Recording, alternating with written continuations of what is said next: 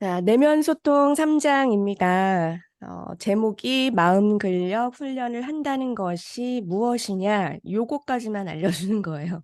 마음 근육 훈련을 한다라는 것은 여기까지. 아마 다음 주에 창엽 강사님이시잖아요.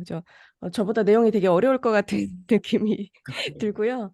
저는 아마 많은 강사님들이 알고 계시는 그 단어들도 굉장히 많이 나오고 예시가 조금 있었는데 그런 예시만 잘 따로 이해하시면 이번 장은 지금까지 해온 이제 1, 2장보다도 더 쉬웠던 내용인 것 같아요. 그렇지만 읽어보면서 저도 새롭게 깨달은 내용들도 있었습니다. 자, 이렇게 네 가지 제목을 한번 써봤어요.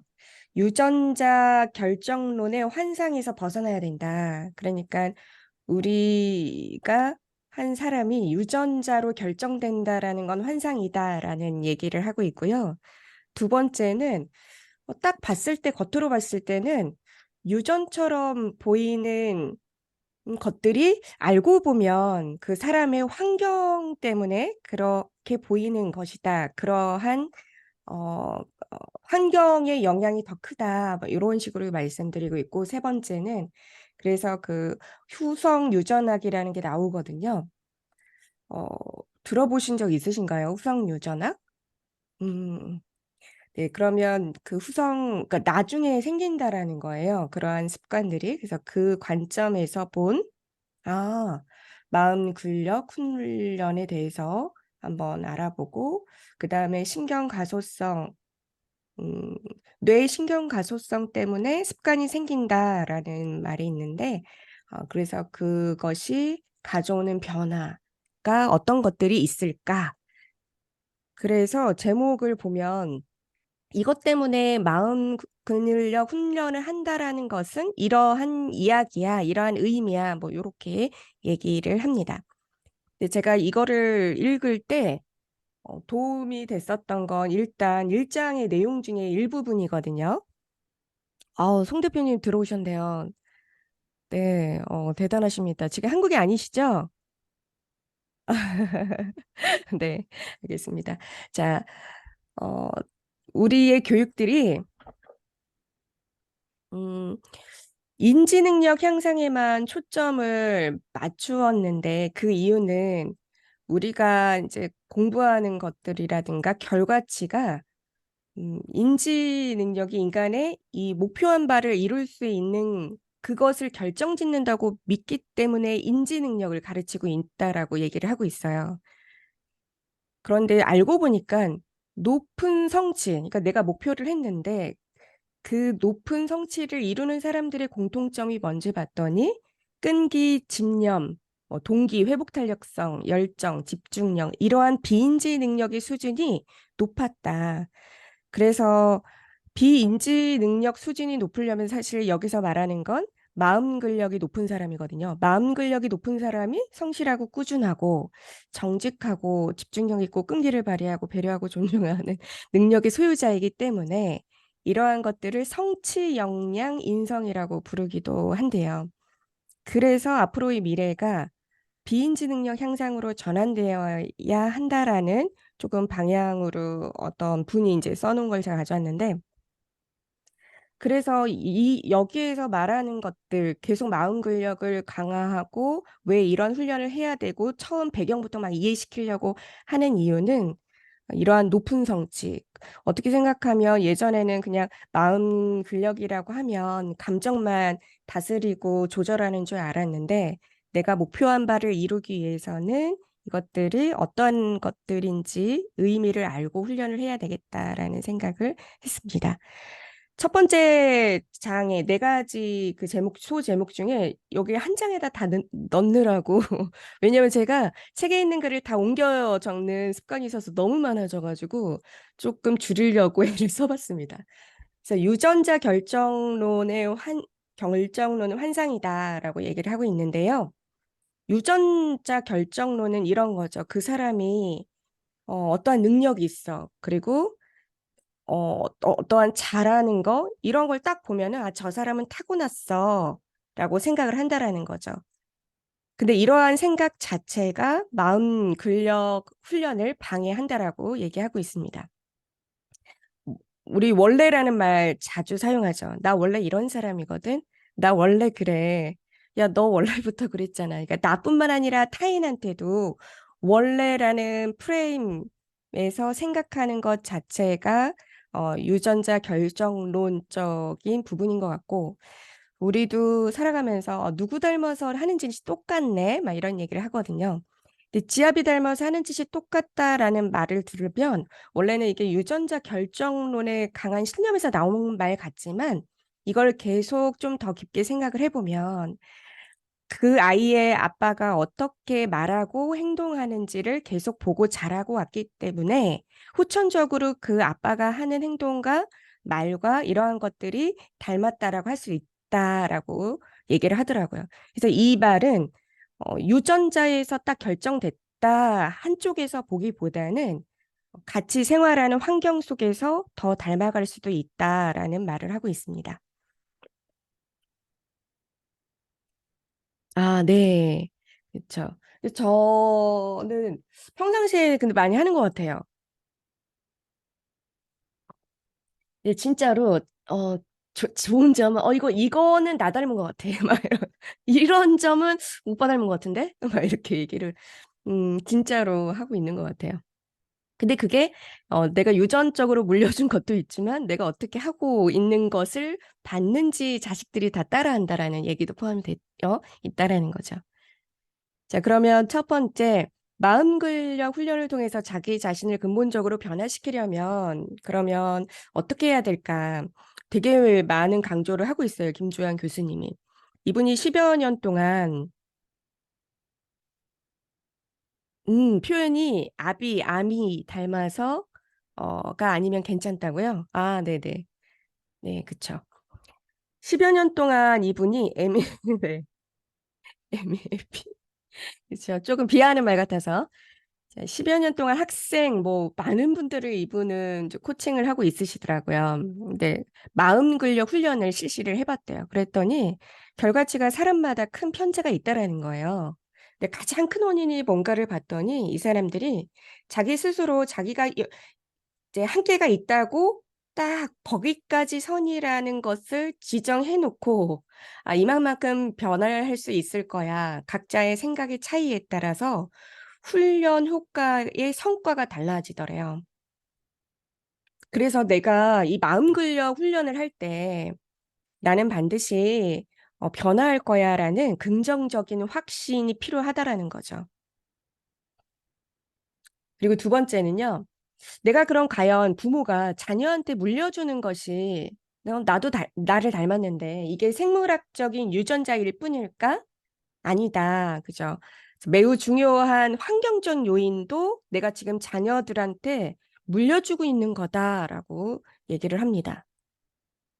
그래서 예전에 저도 감정 코칭 배울 때 뭐 재산 같은 거 물려주잖아요. 그런 애들 막 돈을 잔뜩 물려받으신 분들을 금수저라고 했잖아요.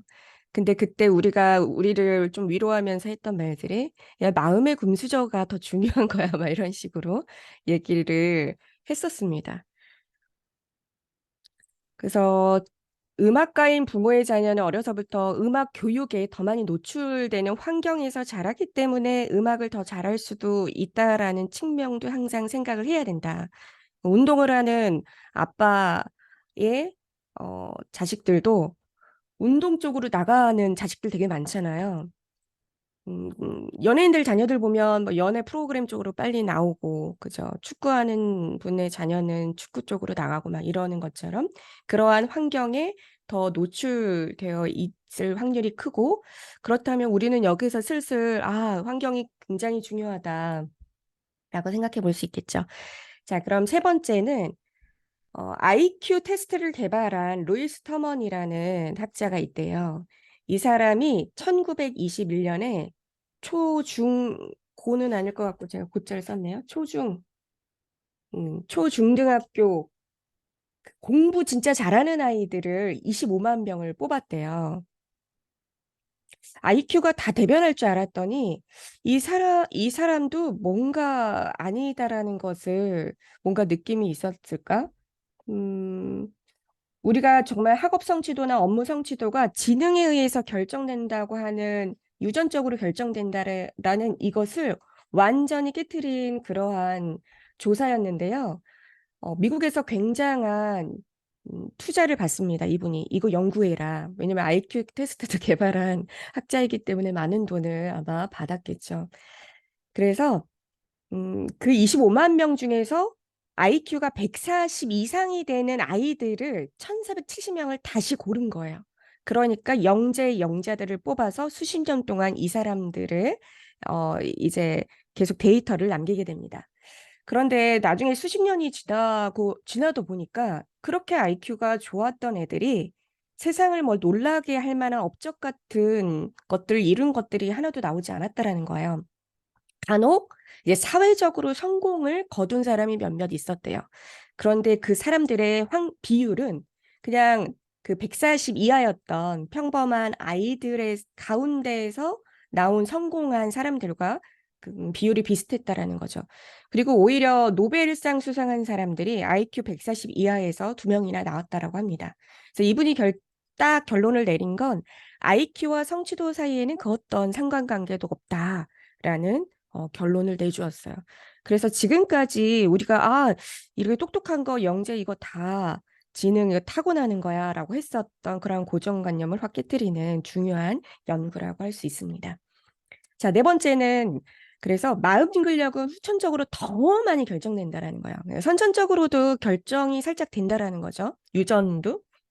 근데 후천적으로 더 많이 결정된대요. 그러면 여기서 우리가 생각해 볼 것이 있는 거죠. 네, 오타가 나오네요. 마음 근력은 얼마나 선천적으로 보면 결정될까? 그리고 또 얼마나 후천적으로 노력에 의해서 우리가 변화를 이끌어낼 수 있을까? 근데 이때 나오는 게 후성 유전학입니다. 후성 유전학이 뭐냐면 환경하고 유전자의 어떠한 상호작용이 있었는지를 유전자가 발현되어지는 그것을 연구하는 학문이래요. 그러니까 쉽게 말씀드리면 내가 후천적으로 이렇게 생활을 하면서 어떠한 것들을 되게 지속적으로 몰입해서 어떠한 기간 이상을 하면 우리의 세포에 불이 켜진다라는 거예요. 딱 그린라이트처럼.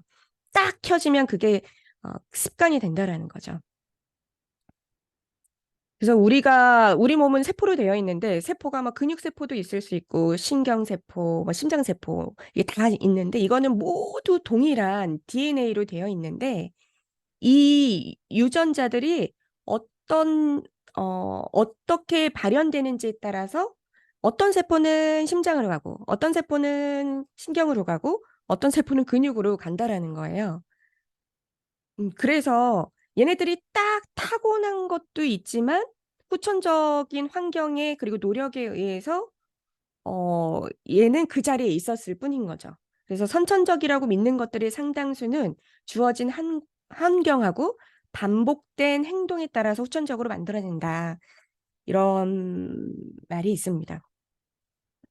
그래서 가만히 저도 생각해 보니까 그런 것들 있잖아요. 노력한 것들이 안 보였을 때 사람들은 딱 겉에서 보고 저 사람 타고났네 이렇게 얘기를 하잖아요. 뭐 아이돌 스타들의 정말 연습생 시절을 공개가 되지 않으면 쟤는 타고나서 저런 거야라고 하지만 정말 오랜 시간 반복된 훈련을 통해서 그러한 기술을 가지게 된 건데 그냥 겉에서만 딱 보면 물려받은 것처럼 생각될 수도 있다라는 건데 상당수들이 환경과 행동에 대한 부분이 있었습니다.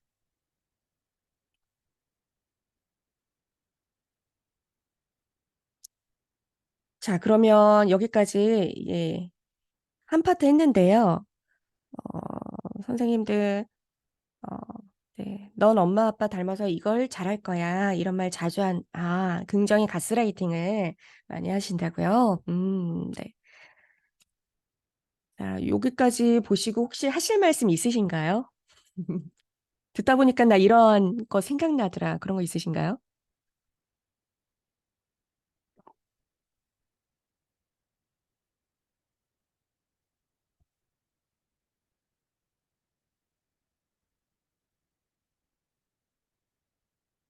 자, 그러면은 두 번째로 없으신 걸로 알고 나아가 보도록 하겠습니다. 그럼 마치 유전처럼 보이는 그러한 환경은 어떠한 영향을 주는가?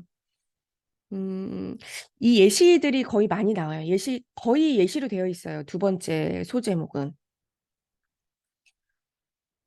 이게 대를 이어서 전해지는 후성 유전학적 변화 이렇게 되어 있는데, 우리가 선천적으로 DNA도 물려받지만, 이렇게 부모한테서 후천적으로 물려받은 것도 또 후천적인 것도 대를 이어서 물려받는데요.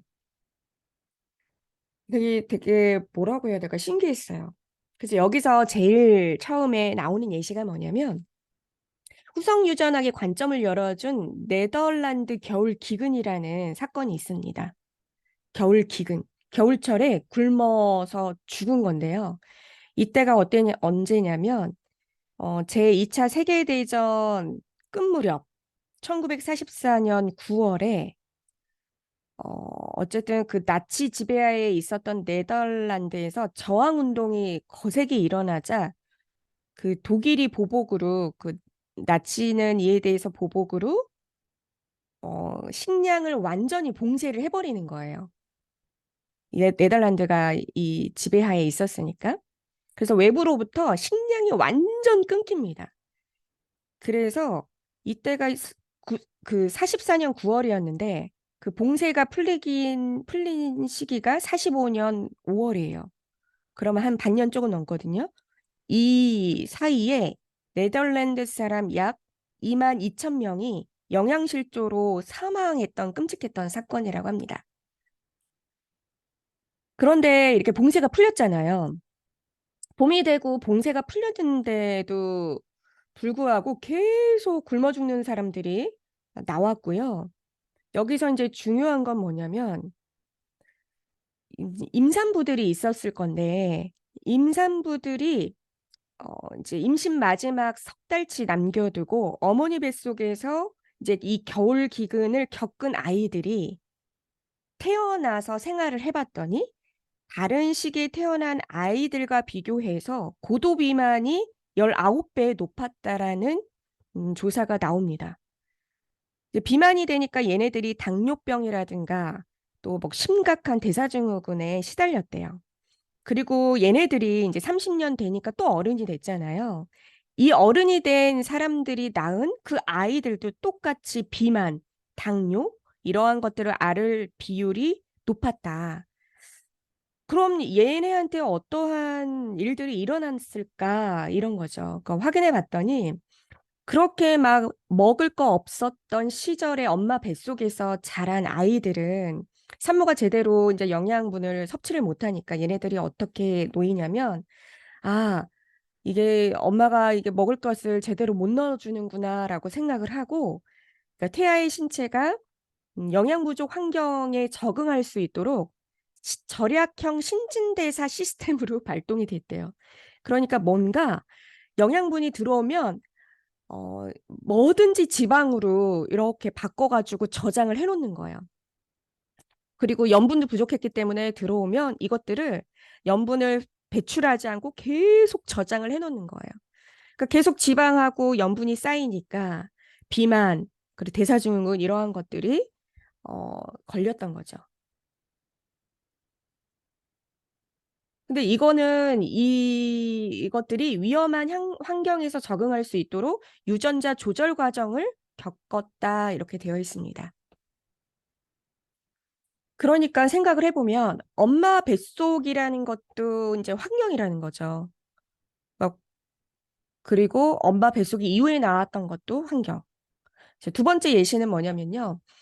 과도한 스트레스에 그럼 노출된 산모는요. 스트레스를 많이 받았기 때문에 요 부분 하고 있어요. 혈액 속의 스트레스 호르몬 수치가 굉장히 높아서 태아한테 영향을 미치겠죠.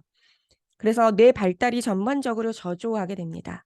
그래서 이 태아들은 학습 능력, 기억력 저하가 되고 불안 장애를 앓는 경우가 굉장히 많대요. 그리고 호르몬을 조절하는 뇌 부위가 작아지고 기능도 약해진 채 태어나는데 이 아이가 또 커가지고 나중에 임신하게 되면 또 똑같이 자신의 어머니처럼 이렇게 스트레스를 또 많이 받아서 호르몬 조절하는 내 부위가 작아진 상태로 태어난다. 그러니까 악순환의 악순환, 악순환의 악순환인 거예요. 가만히 어쨌든 생각해 보니까 우리는 이러한 것들을 만약에 뭐 살인자의 부모한테서 태어난 애들이 살인자가 될 경우, 아동학대를 당한 사람이 아동학대를 하고, 알코올 중독자의 부모에서 자란 아이들이 알코올, 이러한 것들을 그냥 단순히 우리는 유전이다라고 생각을 하는데, 이거는 환경적인 부분, 마치 유전처럼 보이는 환경의 영향이다라고 하고 있는 겁니다. 어떻게 생각하면 되게 한 이야기를 막 또 그 깊이를 들어가고 막 이러한 부분처럼 느껴졌어요. 그래서 예시를 읽다가 그래서 이게 뭐라고 뭐라고 막 이렇게 돌아왔던 생각이 드네요.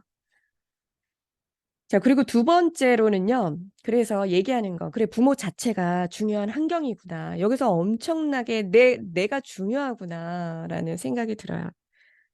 근데 내가 우리 아이들한테도 중요한 환경이지만 내가 나한테도 중요한 환경이구나라고 생각이 들었어요. 그래서 스트레스와 불안장애 산모가 똑같이 스트레스 불안장애 아이를 낳는 것이 환경이 때문이냐 유전 때문이냐 이러한 것들을 이제 생각하게 되었습니다. 네, 위기에 강한 한국 사람, 네, 조선시대 침략의 역사 부관하지 않겠다. 그렇네요. 예, 맞는 것 같아요. 근데 요즘 또 댓글도 보면 그죠.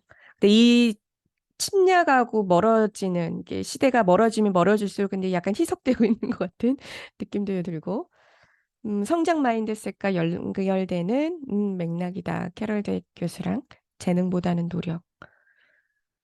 네. 그래서 이 부모 자체가 중요한 환경이라는 것을 입증하기 위해서 이거를 조금 또 조사하기 위해서 두 신경과학자가 엄청난 실험들을 합니다. 근데 제가 이거 영상이 있는지 찾아봤더니 없더라고요. 어, 굉장히 좀 놀라운 실험이었는데 스트레스 높은 어미쥐하고요. 보통 어미쥐에서 태어난 음, 새끼쥐를 12시간 이내에 교차해서 양육을 해봤더니 아마 이 내용은 이제 거의 짐작을 하실 거예요. 12시간 이내에 교차해서 양육을 해봤더니 내가 낳은 생물학적 어미쥐보다는 양육한 어미쥐의 스트레스 수준이 새끼쥐의 스트레스 조절 관련 유전 형질로 나타난다라고 하더라고요. 그러니까 어, 그런 거 있잖아요. 낳은 정보다 키운 정이 더 크다라는 말. 근데 아이들이 이렇게 저희 드라마 같은 데서 보면 키우는 엄마 따라가는 경우 되게 굉장히 많잖아요. 키운 엄마의 성품을 많이 닮고 그러니까 양육한 어미쥐에서 키운 그 새끼쥐가 스트레스를 더 조절할 수 있다라는 거예요. 스트레스를 더 많이 안 받는다라는 거예요. 아무리 내가 유전적으로 스트레스 높은 어미쥐의 유전을 받았어도 환경적으로 보통 어미쥐에서 양육이 되면 그러한 것들이 더 감소되는 거. 자, 근데 제가 놀랬다는 실험은 이거였어요. 그러니까 얘네들이 태어나기도 전에 뱃속에서 교차를 합니다. 그러니까 유전자로 이제 결정되는 것이 아니니까 이것도 하는 거예요. 아이의 그냥 태반 환경을 바꿔버립니다. 어미 뱃속에서.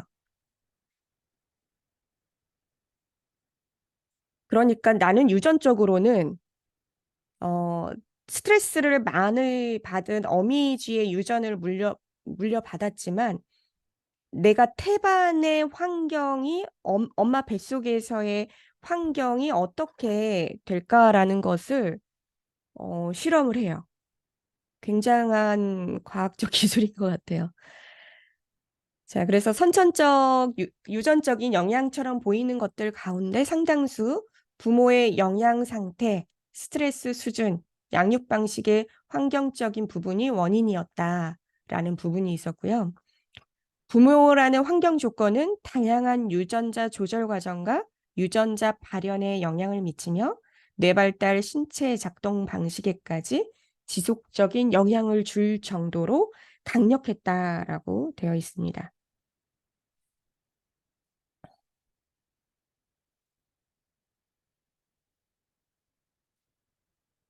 그러니까 이 어, 실험이 얘네들이 굉장히 서로 다른 유전자를 가졌는데 어미의 태반이라는 환경을 이제 공유하게 된 거죠.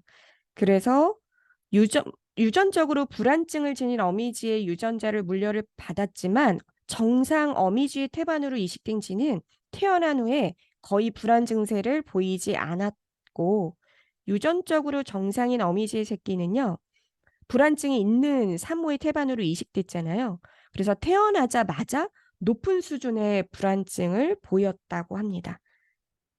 그래서 우리의 엄마 뱃속이 얼마나 중요한지도 알아보는 엄마 환경, 뱃속의 환경도 중요했다. 자, 세 번째는요, 조현병이에요. 저는 이 조현병에 대해서 새롭게 알게 됐어요. 음, 일단 뭘 알게 됐냐면, 조현병은 대부분 10대 후반에서 20대 초반에 처음 증상이 나타난대요.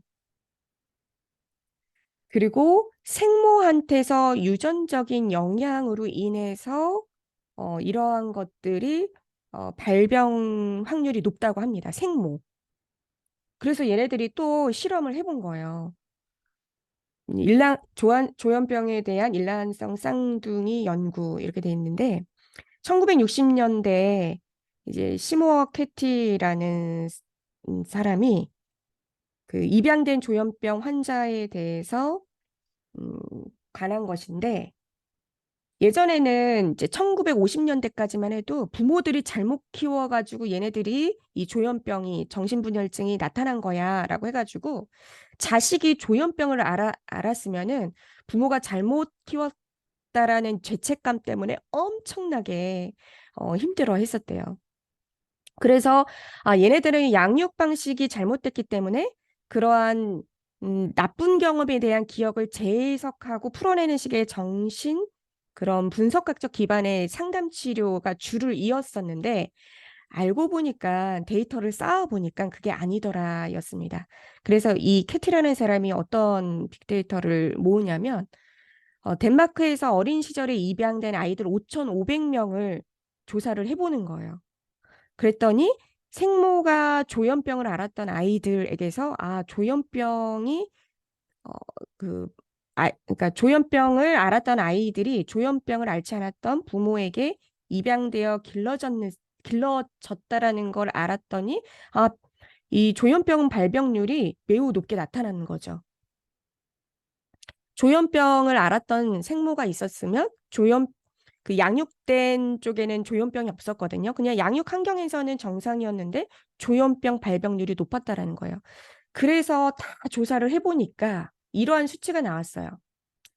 양부모한테서 그러니까 생부 그러니까 그 생모한테서는 유전이 없었는데 양부모한테서 조현병이 있었던 애들한테서는 3%의 그 발병률이 있었고, 양부모한테는 없었는데 그러니까 생모한테 있었던 애들이 9% 발병률이 있었고, 생모 유전적으로도 있었고, 양부모한테도 있었던 애들은 그 조현병 발병률이 갑자기 늘어서 한 17%로 된 거예요. 그래서 이게 유전적으로도 어느 정도, 그리고 환경적으로도 어느 정도, 둘이 만나가지고, 둘이 만나가지고 아주 시너지를 낸 거였죠. 그래서 저는 조현병이, 이게 선천적인 거구나. 근데 이게 후천적인 것도 살짝 포함이 되겠지만요. 어쨌든, 이런 부정적인 부분에서 이렇게 시너지가 발생되는 거 보니까 굉장히 참 환경적으로도 이것도 정말 중요하구나. 어쨌든 이 유전과 환경의 상호작용이 장난이 아니구나라는 것을 얘기를 합니다. 그래서 정리를 해보자면은요, 이런 거예요. 유전자는 스스로 특정한 생물학적 사건을 만들어내는 존재가 아니라 설계도에 불과하대요. 그냥 막 이렇게 딱 설계도가 있는 거예요. 그러면 우리가 집을 짓는다고 가정을 했을 때 내가 집을 지으려면 이 설계도를 읽어야 되잖아요. 그럼 이 설계도를 읽는 게 전사라는 거고 건물이 짓는 과정이 유전자 조절 과정인데 유전자가 설계도에 불과하니까 내가 어떻게 읽고 건물을 지을지는 사실 환경, 내가 나의 굉장한 강한 영향을 미친다. 환경은 전사와 유전 조절 과정에 강한 영향을 미치기 때문에 이때 환경은 그럼 어디까지 범위를 말하느냐라고 봤을 때 세포에서 우리 몸의 세포에서 더 깊게 들어가는 게 뭐 분자 생물학이 있대요. 아래에 봤더니 단백질 효소의 생합성을 지배하는 DNA 구조와 특성을 바탕으로 중요한 생명 현상을 설명하는 생물학의 한 분야라고 하거든요. 여하튼 이 구체적인 부분에서부터 개인 또는 공동체 경험에 이르는 모든 조건을 의미를 합니다. 그래서 환경은 이러한 유전자 자체의 이렇게 서열을 바꾸기보다는 이러한 전사 과정 또 유전자 조절 과정, 유전자 작동 방식에 영향을 미쳐서 요런 거 있잖아요. 요런 거. 얘네들 이렇게 딱 되면 진짜 몇 시간 평생 다음 세대까지 굉장한 영향을 미친다라고 하는데 이거는 우리가 그냥 언뜻 봤을 땐 다 유전이라고 생각해 왔던 것들이라고 합니다. 그렇지만 유전처럼 보일 뿐 환경의 영향이다라고 얘기하고 있습니다.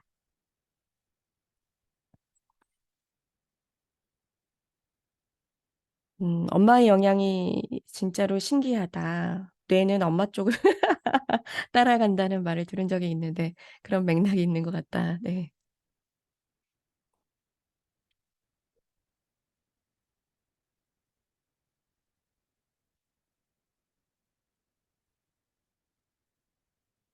자, 또 하실 말씀 있으신가요? 근데 3장에서는 굉장히 또 어려운 예시들이 나옵니다. 예시. 그러니까 단어는 어디서 막 들어봤던 내용인들인데 이것들에 대한 근거를 교수님께서 제시를 하는 내용은 상당히 정말 깊숙이 들어가 있다라고 할 수 있습니다. 자, 세 번째는요. 후성 유전학의 관점에서 본 그런 마음 근력 훈련이 뭐냐 이거예요. 그러니까 기술은 안 나옵니다. 그냥 뭐냐. 그러니까 후성 유전학적 관점에서 봐라 이거입니다. 아이의 두뇌 발달과 정신 건강에 가장 중요한 환경이 그래서 니네 부모야. 그런데 그중에서도 부모의 감정 상태를 이야기를 합니다. 저 예전에 또 그 감정 코칭 받을 때 이런 얘기를 한 게 있어요. 그러니까 그때는 그냥 이론을 얘기해 주시니까 아, 그렇구나라고 생각이 됐는데 지금 이 책을 읽으면서는 그래서 그런 얘기를 했구나 이렇게 역적으로 이해를 할 수 있었어요. 음, 아이의 입장에서 볼 때 계속 약간 무뚝뚝한 부모가 좋을까?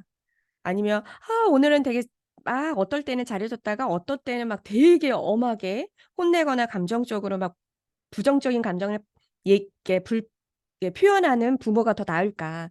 둘 다 뭐 더 나을 것이 없지만 더 나쁜 부모는 감정의 이 편차가 심한 부모 밑에서 자란 아이들이라고 하더라고요. 그래서 감정 상태가 엄청 중요한데 마음 근력은 유전자하고 환경적 요인의 상호작용으로 결정된다. 근데 유전자는 우리가 바꾸기 어렵기 때문에 우리에게 더 중요한 것은 환경을 바꾸는 것이다. 왜냐 우리는 지금 이제 과학적으로 이러한 후성 유전학의 그 근거들이 다 있는데요. 사람들이 믿지를 않는데요. 아무리 이러한 것들이 환경이 중요하다고 생각하고 중요한 것, 환경 때문에 바뀐 여러 가지에 대한 과학적 근거를 제시해도 뭔가 그거는 그냥 너네들의 빅데이터가 쌓인 뭔가 심리학적인 부분에서의 좀 이렇게 생각을 하고 신뢰를 안 하는 경우가 굉장히 많다고 합니다. 그래서 일단 첫 번째는 유전자와 환경의 상호작용에 대해서 얘기를 할 건데요. 어, 이 책의 거의 전반적인 부분을 김주환 교수님께서 막 1시간 반, 2시간 넘게 막 어떤 거는 3시간 동안 강의를 해주신 유튜브 영상이 있더라고요. 이제 거기 보니까 전 그런 생각을 했어요. 이 2시간을 틀어놓고 공부해도 되겠다, 우리 모여서. 이 책을 해주셨더라고요. 올해 초에. 올해 초부터. 거기 뭐 매주 일요일 오전 9시에 모여가지고 오전 동안 막 했던 공부의 내용들, 영상들이 쫙 올라와 있습니다. 자, 로버트 세폴스키 교수가 스탠퍼드 대학교가 참 엄청난 성과를 이룬 학교인 것 같아요. 제가 대학교 많이, 요 스탠퍼드 대학교 많이 본 것 같아요. 학부 수업에서 인간행동 생물학이라는 걸 강연을 하는데, 이 김주영 교수님이 그 수업을 들으셨나 봐요. 유튜브로 들으셨는지. 요거 거기에 URL 링크가 있더라고요. 그래서 참고해 보실 분은 참고를 해 보시는데 예시가 나와 있습니다. 근데 그 예시를 제가 다 적지는 않았는데요. 이 그 세폴스키 교수가 얘기한 예시를 얘기하지 않고 더 쉽게 김주영 교수님이 책 125페이지에 이제 예시를 가설을 세워서 저희한테 쉽게 얘기해 주시고자 얘기를 합니다. 그러니까 첫 번째 사례는 뭐냐면 이제 식물의 성장이 환경의 영향이냐, 유전자의 영향이냐, 아니면 동시에 이러한 유전자와 환경에 의해서 어떻게 되어질까? 근데 결론은 뭐, 이 식물의 성장도 환경의 영향은 유전자에 의해서 조건 지어지고, 동시에 유전자의 영향은 환경에 의해서 조건 지어진다라고 결론을 내려요. 그러니까 얘네들은 서로 조건 지어지는 거예요. 상호작용을 하고 있습니다. 그 이야기입니다. 읽어보면. 자, 두 번째는요, 엄청나게, 되게 어려운 내용들이 나와요. 이게 모노아민 산화효소 유전자의 논란이라는 제목으로 나오는데요. 음, 우리가 흔히 부르는 프로작이라는 그 약이 있대요. 약물이 있는데, 이것은 우울증에 걸렸을 때 약간 행복해지게 하고 기분 나아지게 하는 그런 행복 알약으로 굉장히 유명하다고 하거든요. 행복을 만들어주는 신비의 묘약. 그런데 이것에 대한 이제 논란이 일어나게 됩니다. 뭐냐면 이게 모노아민 산화 효소라는 게 있는데 이것의 역할은 뭐냐면요. 우리가 시냅스라고 하는 게 있어요. 시냅스. 어, 뭐라고 해야 될까? 시냅스가 뭐죠? 신경과 신경을 이어주는, 신경 전달 물질? 잠깐만. 네, 신경의 연결고리. 맞아요. 이렇게 신경하고 연결해주는 연결고리. 네. 거기에 존재하는 세로토닌의 신경 전달 물질을 산화시켜 버려서 없애버리는 효소예요. 근데 이 세로토닌이라는 것은 우리가 행복했을 때 나오는 행복 호르몬이거든요. 그러니까 어, 이 효소는 이런 행복 호르몬 세로토닌을 없애주는 역할을 하는 거죠. 그러면 예를 들어서 얘가 작동하지 않는다. 이 모노아민 산화 요소가 만약에 작동하지 않게 되면 어떻게 돼요? 세로토닌이 많아지잖아요. 그럼 우리가 원래 알고 있던 거는 행복 호르몬이 많아지니까 우리 사람이 굉장히 긍정적으로 생각하고 행복해야 되고 마음적으로도 되게 안정감을 느껴야 되는데 이 모노아민 산화 효소가 작동을 못하는데도 불구하고 세로토닌이 많아지는데도 불구하고 확인해 봤더니 분노 조절 장애 충동적인 공격성을 막 보였더라는 거예요. 그래서 여기에서 이제 논란이 일어나는 거예요. 아니 그러면 세로토닌이 이렇게 많은데도 왜 이러한 것들이 일어나는 걸까라고 이제 의문을 품게 됩니다. 그래서 얘네들이 또 쥐를 갖다가 실험을 하게 돼요. 그래서 알고 봤더니 세로토닌 이 모노아민 산화 효소가 작동을 안 할 때 무려 정상적인 쥐와 비교해서 어, 그 세로토닌의 양이 9배에 달하는데도 불구하고 이 쥐들이 엄청나게 불안 증세에 떨었다라는 거죠. 그럼 이게 무슨 얘기냐라고 봤을 때 이러한 결론에 이르게 됩니다. 우리가 이렇게 신경계, 우리 몸을 이루고 있는 거, 우리 인체가 정말 신비하잖아요. 한 인간이 소우주라고 할 정도로 이게 단편적으로 세로토닌이 많아서 행복해, 막 이런 게 아니라는 거예요. 엄청나게 많은 단순하지 않은 것들이 다 쌓여 있다라는 거죠. 그래서 우리의 몸은 하나로 딱 얘기할 수 없고 그냥 경우에 따라서 다르다. 조건에 따라서 그냥 다르고 환경에 따라서 다르고 케바케다. 케이스별로 그냥 다 다르지 이걸 하나로 이렇게 설명할 수가 없다라고 합니다. 그래서 굉장히 중요한 부분을 뭐냐면 131페이지에 막 이러한 그래프들이 나와요. 그래서 가로축을 뭐냐고 하면 환경이고 이 세로축을 감정 조절 장애라고 봤을 때 환경이 좋고 나쁨, 그리고 감정 조절이 아래쪽이 이제 잘 되는 거고 위쪽이 잘 안 되는 거라고 봤을 때, 요게 보니까 B가 유전자 변형이 있는 거거든요. 그 유전자 변형이 있는 아이들이 오히려 유전자 변형이 없는 아이들보다 이 환경이 좋았을 때 감정 조절 장애를 더 겪지 않는다라는 거예요. 우리가 대략 그냥 생각했을 때, 유전자 변형이 있는 애들은 환경에 이렇게 크게 영향을 안 받을 거야라고 생각을 하지만 오히려 이럴 때는 이게 교차하는 그래프로 보면은 여기에서 이 사람들이 큰 이제 깨달음을 얻은 거죠. 그래서 모노아민 이러한 산화 효소가 유전자 변형이어도 바람직한 가정 환경을 만들어주는데 우리가 집중을 하면은요. 그렇지 않은 애들에 비해서 전전두피질이 활성도가 높아지고 그래서 마음 근력이 튼튼한 사람으로 성장할 가능성이 크다. 그래서 우리가 딱 봐가지고 아, 모노아민 산화 효소가 이게 잘 작동이 안 되고 있네. 작동을 하고 있네. 요러한 유전자 변형을 딱 단편적으로 보고 제 감정 조절 장애가 있을 거야라고 이렇게 높게 본다라는 것은 단정지어서 안 된다. 왜냐? 다 케이스별로 다르다라고 얘기를 하고 있습니다.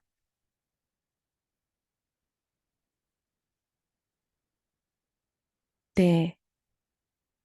기계론적 세계관 한원주의를 경계하는 이유가 A라면 B다. 이런 형식의 단순한 매칭 때문이라고 말씀해 주셨어요.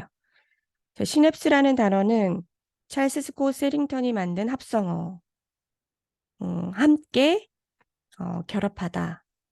시냅스는 뉴런이 작동하는 데 있어 중요한 역할을 하고 뉴런이 신호를 각각의 표적 세포로 전달하는 역할을 한다면 시냅스는 뉴런이 그러한 역할을 할 수 있도록 하는 도구이다.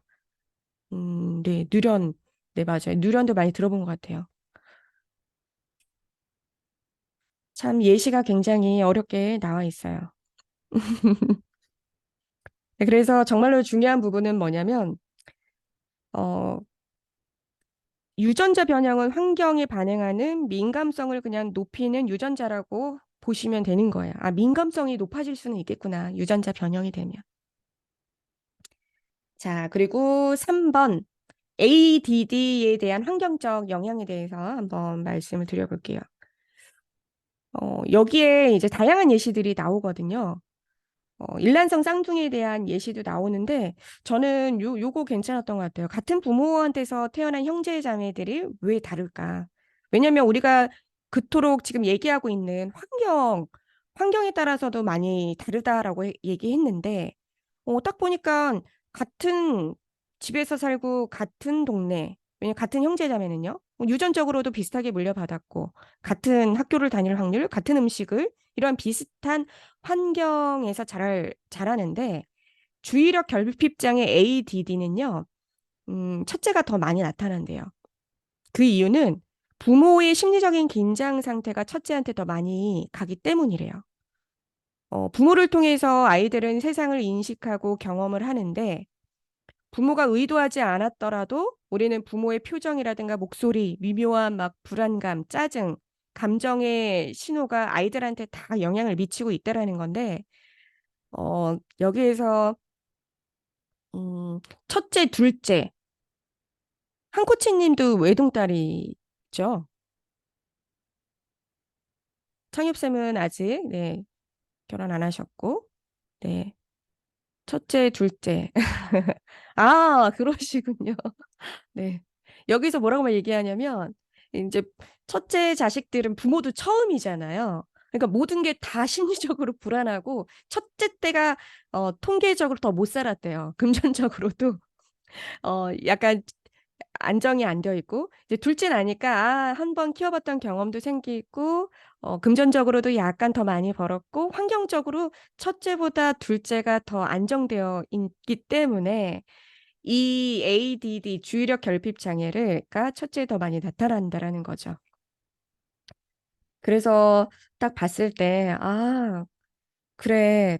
우리 아이들이 다 이제 비슷한 유전자를 물려받아도 이 환경에 따라서 다르구나. 그 이유는 이 후성 유전학적 관점이 봤을 때 제가 어떤 것을 지금 집중하고 훈련하는지에 또 따라서 또 다 다르겠구나. 네, 부모의 심리 상태도 중요하지만요. 자, 그리고 네 번째네요. 그래서 후성 유전학 관점에서 본 마음 근력 훈련의 의미는 도대체 뭐냐? 사각형 넓이를 구할 때 우리가 가로변, 세로변 길이에 의해서 이제 결정되잖아요. 그 상황과 되게 비슷하대요. 유전자와 환경 둘 중에서 뭐가 중요해요? 이거는 참 의미 없는 질문이고, 그런데 우리가 그럼, 이게 둘 다 중요해라는 답변으로 만족해야 되냐, 이거죠. 굉장히 질문을 주시더라고요. 자, 그러면 유전자 작동 방식에 영향을 주는 환경은요, 아까 이 분자생물학적 차원에서의 세포뿐만이 아니라 호르몬, 신경계, 감정적 습관, 우리 몸의 움직임, 몸의 움직임, 그리고 개인, 집단, 조직, 공동체와 문화에 이르기까지 다양한 층의 조건들이 다 포함한대요. 그런데 이 책에서는 우리 몸과 마음이 일상생활에서 겪는 다양한 경험들에 대해서 얘기를 할 거라는 거죠. 왜냐면 이거는 우리가 어, 얘기가 하기가 어려우니까 책으로는 우리가 내 몸을 어떻게 움직이고 마음이 어떻게 지금 겪고 있는지 일상생활에서의 경험들. 왜냐면 일상생활에서의 경험들은 계속 꾸준히 우리가 하고 있는 거잖아요. 일상생활에서 반복적 체계적 훈련을 통해서 우리의 몸과 내가 경험하는 환경의 지속적인 변화를 가져오는 것이 마음 근력 훈련이다라고 그래서 강조를 하고 있습니다.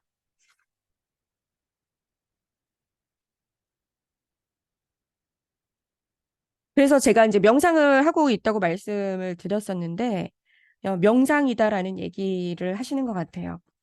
음, 제가 명상의 목적이나 명상의 본질은 뭐냐, 그러면 드리는 말씀이, 지금 내가 이거 경험하고 있는 것에서 실제 모습을 알아차리는 거거든요. 그러면 제가 이제 며칠 전에 지각을 했어요. 그러면 저도 모르게 이제 명상 쪽으로 이제 돌입을 하는 거예요. 나는 이 경험을 통해서 도대체 나한테 어떠한 메시지를 주고 싶었던 걸까를 이제 명상으로 생각을 해보는 게 약간 습관이 잡혔어요. 그래서 나를 막 자학하고 막 이렇게 하기보다는 그 상황에서 제가 이제 전전두피질을 약간 이거를 돌리고 있는 거죠. 감정적으로 나 어떻게 해야 되나 막 이렇게 걱정과 불안과 두려움에 휩싸여서 매몰되기보다는 이 경험에서 도대체 나한테 어떠한 깨달음을 주기 위해서 이러한 경험을 하게 된 걸까? 네, 보니까 이게 일상생활에서 다양하게 겪는 경험들을 훈련을 통해서 좀 바꾸어 보자 이런 얘기를 하는 것 같습니다. 자, 선생님들 여기까지 네, 하실 말씀 있으신가요? 그럼 더 나아가 보도록 하겠습니다. 자, 그래서 신경 가소성. 네, 내면 소통과 마음 근력 훈련의 정반대편에 서 있는 것이 이기적 유전자 미임인 것 같아요. 아, 이기적 유전자라는 책이 있었는데 안 읽었습니다. 아, 이따가 요 얘기 한코치님 좀 해주시면 좋을 것 같네요. 마음 그럼 훈련이 가져오는 변화에 대해서 좀 긍정적으로 거의 100% 이분은 강력하게 믿고 계세요. 뇌 신경 가소성과 효율성에 대해서 얘기를 합니다. 이 신경과학에 단 하나의 법칙이 있대요. 되게 유명하다고 하는데 헤비한 법칙. 여기에서 어떠한 명제를 내냐면 함께 활성화되는 여기 보니까 아까 함께 결합하다라는 이 어원적인 면 공유해 주셨는데 함께 활성화되는 신경세포들은 함께 연결된다라는 게 있어요. 이 법칙이 뭐냐면 이분이 사람들한테 이미지가 거꾸로 보이는 고글을 씌운 거예요. 근데 제일 처음에는 어지럽고 적응도 안 되다가 될수록 어, 시간이 되면 될수록 그걸 끼고도 정상적인 활동이 가능하고 일도 가능했다라는 거예요. 다 적응을 한다라는 얘기죠. 또 우리가 후천적으로 사고로 시력을 잃는 분들이 있잖아요. 근데 이러한 분들은 이제 시력에 관련된 뇌에서 관장하는 그런 부분은 이제 약간 이제 비활성화가 되겠지만 그 대신 청각 정보에 대한 부분이 넓어진다고 합니다. 그렇게 다시 신경세포들은 그 거에 맞게 환경에 맞게 연결이 된다라는 거예요. 그래서 신경세포 간의 연결망 변화는 기능적 연결뿐만 아니라 구조적 연결성의 변화를 통해서 행동 방식이나 감정 조절, 성취 역량, 굉장히 중요한 것 같아요. 성취 역량에 큰 영향을 미친다라고 합니다. 여기에 참 좋은 예시가 있었는데, 어쨌든 도먼 노이지라는 사람이요, 쓴 스스로 변화하는 뇌라는 책에 보면은 엄청난 예시들이 있대요. 스스로 이 뇌를 변화시켜서 어떻게 사람들이 변했는지에 대한 예시들이 많이 적혀져 있다고 하고요. 저도 여기서 알았어요. 배움은 때가 있다라는 말은 사실이 아니다라고 합니다. 인간의 뇌 신경망은요, 나이가 든다고 해서 굳어지지가 않는데요. 그래서 나이가 들어도 마음 근력 훈련을 하면 뇌는 변화한다고 합니다. 그래서 남녀노소 다 마음 근력 훈련을 해야 한다라고 얘기를 하고 있어요. 자, 두 번째는 뇌에 우리가 습관적으로 작동하는 방식을 바꿔야 되는 거죠. 새로운 습관을 만들어라라는 겁니다. 마음 근력을 강화한다라는 것은 이 습관 작동 방식을 바꾼다라는 건데, 그러려면은 편도체를 안정시키고 전전두피질을 활성화되도록 신경망의 연결을 강화해야 되는데 그렇게 하려면은 반복적인 훈련이 필요하다. 그쵸. 과학적으로 이게 습관이 되려면은 뭐 며칠 이상을 해야 된다라는 책들이 많이 있잖아요. 그런데 여기서 저는 좀 좋은 부분을 알았어요. 우리가 마음 근력을 지금 마음 근력 키워 이 사람이 얘기를 하고 있잖아요. 근데 이거는 지식이나 기술을 습득한다라는 뜻이 아니래요. 그래서 저도 이제 잘못하고 있었던 거예요. 명상을 하라 그러면 명상에 대한 이론적인 거 이해하고 습득해서 이것대로 따라 해봐야지라는 뜻보다는 요런 거래요. 그러니까 마음 근력을 강화하자고 굳게 결심하거나 마음 먹는 것은 별 소용이 없다. 중요한 것은 훈련이고 실행인데 우리가 결심을 하고 강한 의도를 발휘해야 되는 것은 마음 근력을 강화하기 위한 훈련이다. 그래서 진정한 변화를 원한다면 일상생활 속에서 어떻게 마음 근력 훈련을 할 건지에 대한 결단과 결심이 필요하다. 그냥 마음 근력 훈련이라는 것은 음, 뭐라고 해야 될까? 실습이나 트레이닝, 뭐 공부 이런 것보다는 그냥 지금 하는 거, 당장 하는 거, 당장 지금 해라. 뭐 이러한 뜻인 것 같았어요. 자, 세 번째, 마음 근력 훈련은 뇌신경세포의 연결망을 바꾼다라는 것이다. 그래서 마음 근력을 강화한다라는 것은 이거 굉장히 저도 좋았어요. 무슨 생각이나 관점을 바꾸거나 하는 것이 더더욱 아니래요. 내 관점을 바꾸는 게 아니다. 노벨상을 받은 이 사람의 연구가 있는데요. 기억의 생성에는 시냅스 간의 새로운 단백질 합성이라는 생물학적 과정이 존재한대요. 그러니까 우리가 어, 더 읽어볼게요. 기억은 신경세포 안에 저장되는 것이 아니라 신경세포들 사이에 새로운 연결망 형태로 저장이 된대요. 그래서 다시 말해서 뇌가 보존하는 정보는 세포 내에 존재하는 것이 아니라 세포와 세포 연결망 구조로 존재하는 것이래요. 그래서 이게 제일 중요한 거예요. 마음 근력을 강화하는 것 역시 새로운 기억을 뇌에 심어주는 건데 이거는 그냥 신경세포 그 세포 내에 존재하는 게 아니라 신경세포들의 새로운 연결망을 만들어내는 것이다. 그러니까 우리가 새로운 기억을 계속 심어주는 훈련은 단백질 합성이라는 생물학적 과정이 존재한다라는 거예요. 그러니까 니네들이 신경망을 연결을 해라. 근데 이 신경망을 연결한다는 것 자체가 뭐냐면 내가 지금 무언가를 꾸준히 하고 있는 행동이다. 자, 네 번째는 그런데 신경 가소성은 꼭 좋은 방향으로 있는 게 아니고 나쁜 방향으로도 일어납니다. 그래서 잠자리에 들 때 굉장히 강조를 해요. 마음 근력을 키우려면은요, 잠자리에 들기 직전에 뇌의 상태를 꼭 관리를 해라. 내가 잠자리에 들기 직전에 분노, 불안감, 이런 거 없이 평온한 마음으로 잠을 자면 이 사람들이 편도체가 안정화되어 있고 자기 참조 과정 훈련을 하거나 자신과 타인에 대한 긍정적인 정보를 처리하기 때문에 되게 그 전전두피질이 활성화되거든요.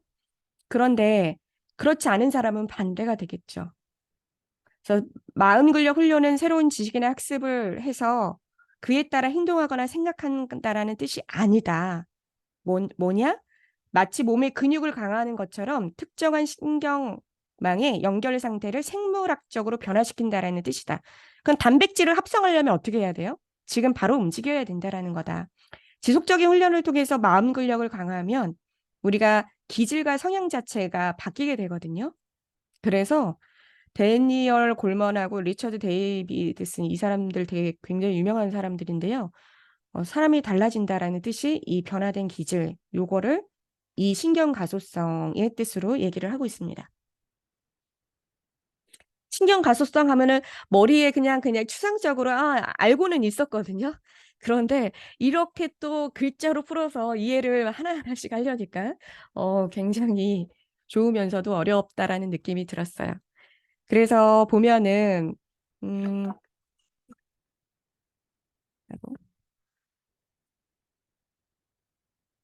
잠을 잘 때 굉장히 중요한 것 같아요. 우리가 이렇게 핸드폰 많이 하잖아요. 저도 여러 가지 뭐 뉴스 검색하고 인스타에서 막 이렇게 뉴스도 보면서. 근데 내가 잠들기 직전에 뭔가 자극적인 뉴스를 보고 잠들면 내가 어떻게 된다? 마음 근력 훈련을 방해한다라고 볼 수 있습니다. 그래서 요거 보면은 음, 이 프로 골퍼하고요, 초보 골퍼하고 에 대해서 뇌 사용 방식이 완전히 다른 것들을 보여줬어요. 뇌 영상 연구를 했는데 이 사람들이 골프를 친 거는 아니고요. 진짜 얘네들이 이렇게 스윙하는 거를 상상해 보도록 했어요. 위에 뇌 사진이 초보 골퍼고요. 아래 사진이 프로 골퍼예요. 그런데 초보 골퍼들은 뭔가 처음 하고 이제 잘 못하시는 분들은 뭔가를 하려고 하면 긴장하고 두려움이 생기고 살짝 좌절감이 있을 수도 있고 짜증이 날 수도 있잖아요. 그렇다 보니까 요 부분들이 편도체 부분들이 막 활성화돼요. 그런데 프로 골퍼들은 프로이기 때문에 워낙 이러한 동작들을 굉장히 많이 했잖아요. 훈련으로 이 사람들이 단련이 되어 있잖아요. 그렇기 때문에 이렇게 골프 스윙하는 거를 상상했을 때 굉장히 뇌가 침착함, 차분함을 유지를 해서 여기 전전두피질이 이렇게 영상 연구에 찍혔습니다. 요것만으로도 볼 수가 있는 거죠. 내가 어떠한 행동을 훈련을 했을 때 굉장히 내 몸에 배어 있다라는 것은 그것을 할 때 굉장히 안정된 감각으로 할 수 있다. 그래서 한번 정리를 해보면 가소성은 인간의 뇌가 말랑말랑한 찰흙이나 플라스틱처럼 변형이 가능한 뜻이래요. 그래서 새로운 자극이 뇌에 반복해서 들어오면은 그것들을 처리하기 위해서 우리는 그 단백질 생성이라는 생물학적 변화가 생기죠. 이것이 바로 습관의 본질이고 훈련의 효과인데 모든 훈련의 효과는 뇌의 신경 가소성을 통해서 나타나고 이 생물학적 변화는 자는 동안 많이 이루어지고 그래서 훈련이나 연습한 날 잠을 또 푹 자야 된다라고 얘기를 하고 있습니다. 그리고 이제 마지막에 한번 이것에 대해서 생각해 봐라라고 이제 번외로 나와 있거든요. 그래서 저도 여기서 굉장히 많이 깨달았어요. 그래서 기분이 안 좋을 때도 예, 술 많이 먹고 좀 침울한 친구 있으면 야, 술 한잔 사줄게 막 이러잖아요. 근데 보면은 마음 근력을 강화하려면은요. 어쨌든 이 교수님은 내가 어 2, 3개월 정도 습관을 형성될 때는 좀 완전히 끊었으면 좋겠다. 이렇게 얘기를 합니다. 그 이유를 보면은 우리가 마음 근력을 강화한다라는 것은 그러면 딱 봤더니 전전두피질 신경만이 활성화돼야 되는데 이것의 기능을 억제하는 게 바로 알코올입니다. 근데 이 알코올을 먹게 되면 어떻게 되냐면 부정적 감정이 통제되지 않은 채 막 분출되잖아요. 그 술 먹으면은 온갖 종류의 실수를 하게 됩니다. 그래서 술 먹은 김에 기분 나쁜 소리 하고 못할 소리 하고 그죠? 그러니까 화나고 짜증나고 슬픔을 막 느끼는 거죠. 그래서 공격성, 폭력성, 때리는 분들도 있고 우는 분들 막 충동적으로 장난 아니잖아요. 그런데 우리가 또 마음 근력을 강화해야 한다면 잠을 잘 자라고 했는데 술은 휴식이나 숙면을 방해합니다. 오히려 더 우리를 각성시켜요, 이러한 것들을.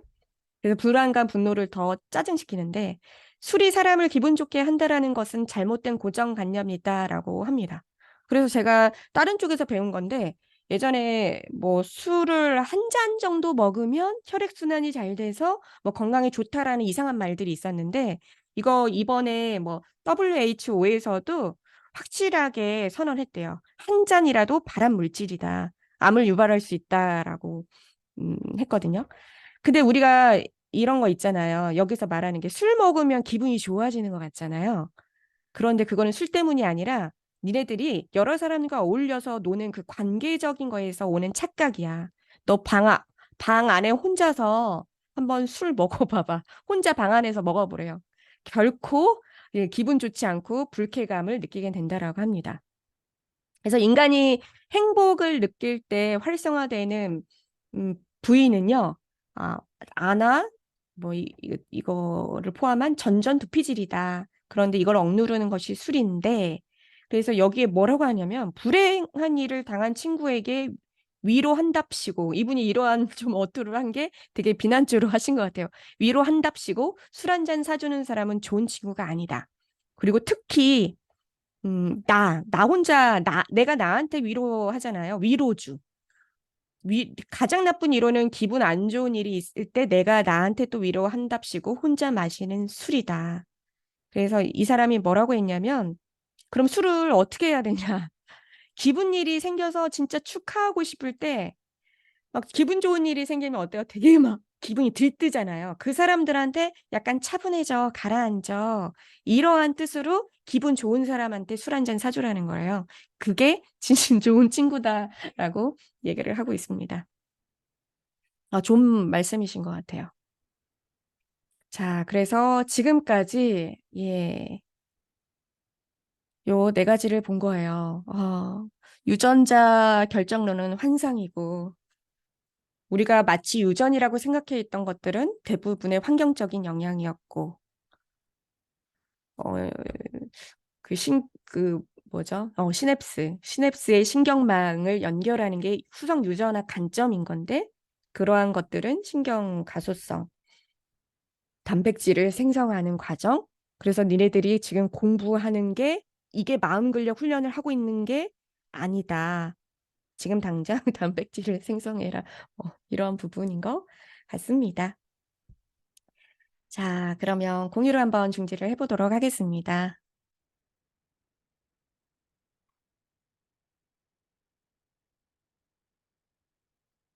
네, 술에 대한 부분으로 많은 말씀들을 지금 해주시고 계십니다. 그리고 이거 끝나고 술 한잔 하려고 했더니, 그죠? 기쁠 때 하는 건 괜찮으니까.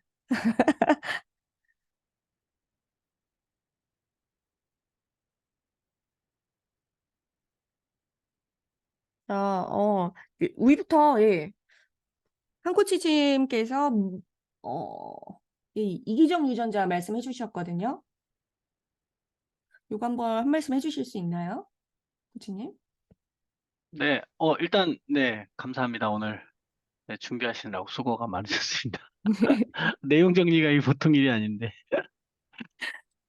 제가 이제 그 채팅을 올린 이유는, 그, 이 내면 소통이라는 책이 한 사람의 세계관을 바꾸는 되게 정말 어떤 사람에게 엄청 큰 의미를, 그러니까 인생 전체를 바꿀 수도 있는 그런 책이라고 저는 생각을 해요. 근데 우리가 세계관이라고 하는 걸 보면 우리가 이제 그걸 이게 수동적으로 받은 거냐 아니면 능동적으로 바꿀 수 있느냐의 이제 관점으로 봐야 되는데 저는 그렇게 생각해요. 그러니까 내면 소통책이 무조건 옳다. 아, 이거 뭐 최신 뇌과학을 기반으로 했으니까 무조건 옳다.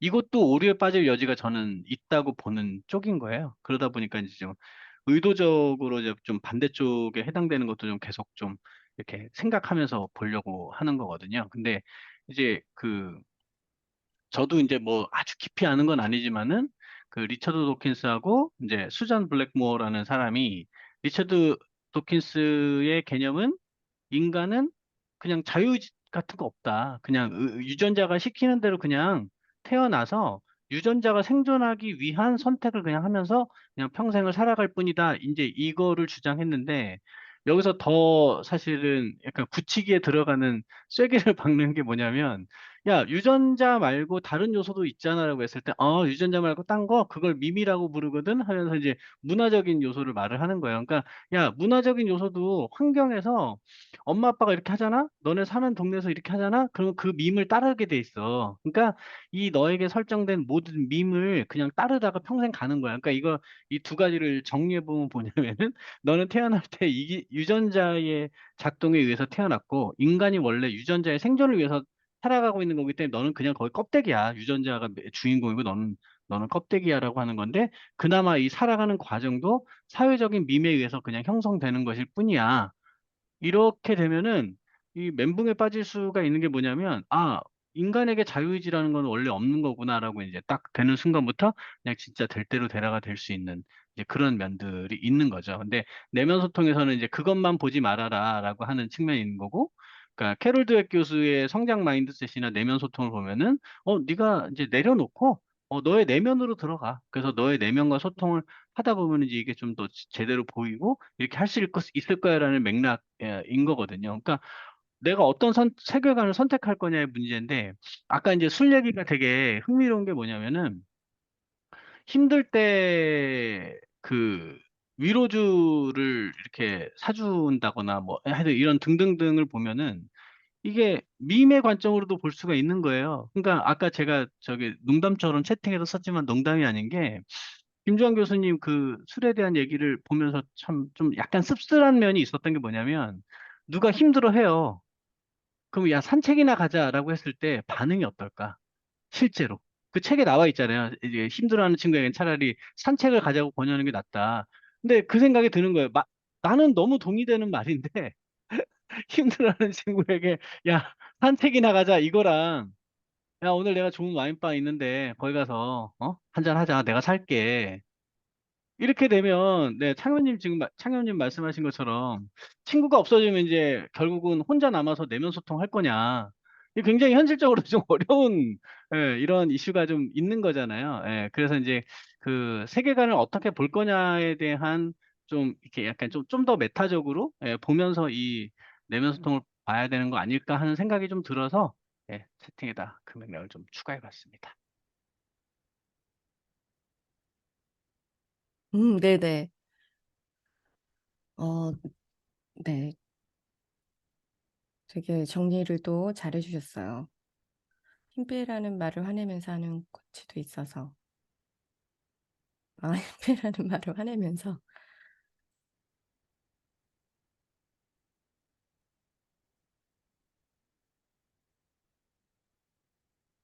그러니까 이게 처음에 약간 저도 살짝 그런 생각을 하긴 했던 게 이게 뭔가를 더 해야 되고 뭔가를 훈련해야 된다라고 하는 거다 보니까 내가 하던 거에서 뭔가를 더 한다라는 느낌이 사실 있긴 있거든요. 그러니까 마음 근력을 훈련한다. 뭐 이제 이런 식으로 이제 단어들이 계속 나오다 보니까 뭔가 해야 되는구나. 뭔가 더 해야 되는구나. 이런 건데 사실은 덜어내야 되는 거죠.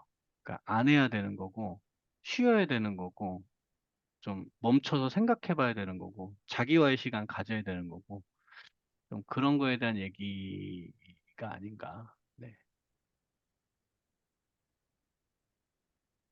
네, 좋습니다. 엄청 또 좋은 말씀이시고요. 자, 혹시 뭐 하시고 싶은 말씀 있으시면 또 같이 나눠봤으면 좋겠다라는 얘기 있으시면 해주시면 됩니다. 맞아요. 일상생활에서라는 말, 단어 되게 많이 나오죠. 예. 그냥 내가 지금 하고 있는 이것에서 마음 근력 훈련을 한다라는 건데, 훈련하면은 진짜 뭔가를 해야 된다고 생각하지만, 사실 근데 빼기가 더 어렵더라고요. 그 빼는 작업이. 맞아. 그래서 훈련이 필요하다. 저도 자기 전에 핸드폰 하거든요. 진짜 쫙 하루를 마감하면서. 근데 하다 보면 진짜 뉴스거리 나오고, 뭐,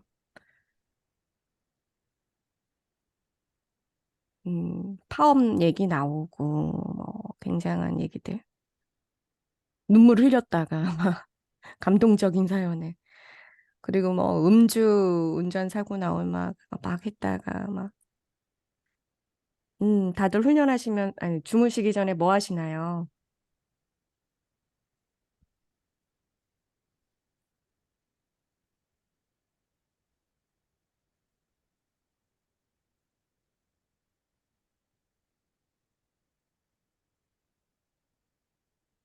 강의 시작 전에 긴장하면서 자료를 몇 번 더 보기 전에 내 몸에 다 있다라는 걸 되새기면서 세포 간 연결을 강화시키기 위해 마음을 안정시키고 잠을 더 자는 패턴을 강화해야 되겠다. 오늘 하루 잘한 거 3개 떠올리고 칭찬하기. 네. 명상을 그러면 그 세포 시냅스 연결 이미지 명상을 해도 괜찮을 것 같아요. 내 몸에 다 있다.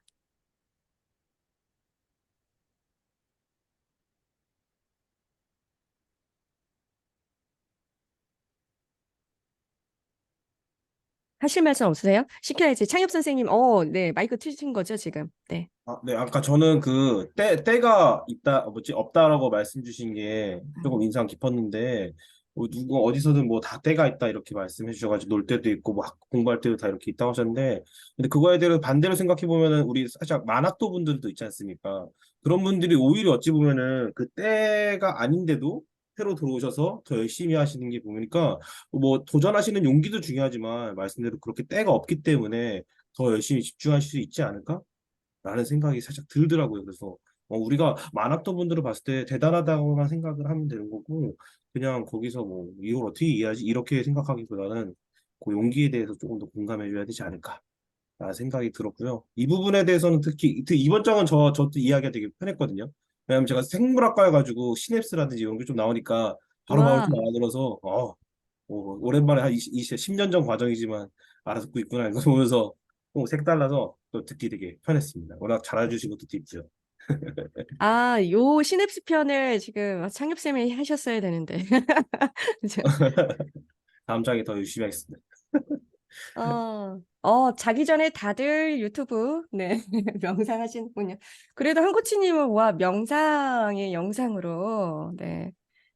만학도 같은 개념도 없던 면에서는 밈이다. 다들 그 나이에 공부 안 하는데 저분은 특이하다라는 느낌. 그렇군요. 무역학과. 그러시군요. 문과분들을 참 부러워요. 이과한테서 없는 그런 소양들이 많이 가지고 계셔가지고. 그 유전, 이게 그럼 뭔가요? 이것도 밈인가요? 배우시면서? 과를 잘못 갔어요, 저는. 타고난 거는 저는 문과 계열인 것 같은데, 괜히 이과 가가지고. 혼동, 그냥 짬뽕 된 것 같아. 어떤 전공하셨는데요? 저 의류요. 의류. 의류. 왜? 오, 이과예요. 이과 계열이에요, 그때. 아, 그래요? 그러니까 생물, 화학과 이런 과 분들하고 같은 건물 썼었어요. 어, 의류가 이제 패션 쪽도 있지만 이제 제조하는 거 약간 이런 맞아요. 예, 그런 걸 직물 연구하시는 제조. 거군요. 네, 텍스타일. 네, 맞아요. 그럼 화학이니까. 자, 정은 강사님은 어떠셨나요?